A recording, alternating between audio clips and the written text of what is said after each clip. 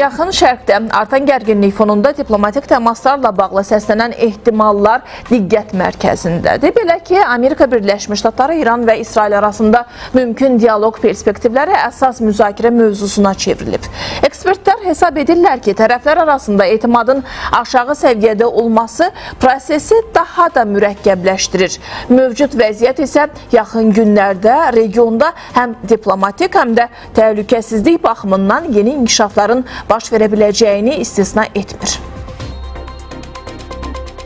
Yaxın Şərqdə münaqişənin bir ayının tamam olduğu bir mərhələdə diplomatik kanalların aktivləşməsi ilə bağlı diqqət çəkən siqnallar müşahidə olunur. Belə ki, dünya mediasında ABŞ, İsrail və İran arasında mümkün təmasların qurula biləcəyi barədə iddialar genişlənir. Bu görüşlərdən birinin martın 26-sında baş tutacağı ehtimal olunur. Axios portalı mənbələrə istinadən yazır ki, Vaşinqton və vasitəçilər Tehranın iştirakı ilə danışıqların keçirilməsi imkanlarını müzakirə edirlər. Lakin diqqət çəkən məqam ondan ibarətdir ki, İslam Respublikası ABŞ ilə mümkün razılaşmanı hazırki şəraitdə real hesab etmir. Tərəflər arasında mövcud olan bu ziddiyyətli yanaşmalar isə onların yenidən eyni masa arxasında əyləşib əyləşməyəcəyi ilə bağlı sualları daha da aktuallaşdırır. Düşünürəm ki, belə bir razılaşmanın, belə bir görüşün ən azından olması ehtimalı çox aşağı olsa da, əgər belə bir görüş baş tutarsa, hər iki tərəf öz maksimalist şərtlərini irəli sürüb, müəyyən güzəştlər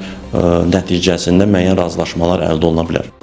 Proseslərin fonunda tərəflərin pərdə arxasında qarşılıqlı şəkildə şərtlər irəli sürdüyü də bildirilir. Maraqlı məqamlardan biri odur ki, İslam Respublikası rəsmiləri öz şərtlərini açıq ifadə etsələr də, Vaşinqton hələlik bu məsələyə dair rəsmi açıqlama verməyib. Eyni zamanda bəzi xarici mənbələr ABŞ-dən 15 bəndlik planın təklif olunduğunu iddia etsə də, Tehran tərəfi bu məlumatları təkzib edir. Bu isə informasiya müstəvisində də qeyri-müəyyənliyin olduğunu göstərir. Belə bir mürəkkəb şəraitdə əsas sual açıq qalır. Tərəflər doğrudanmı danışıqlar masasına qayıdacaq? Yoxsa bu siqnallar yalnız diplomatik manevr xarakteri daşıyır?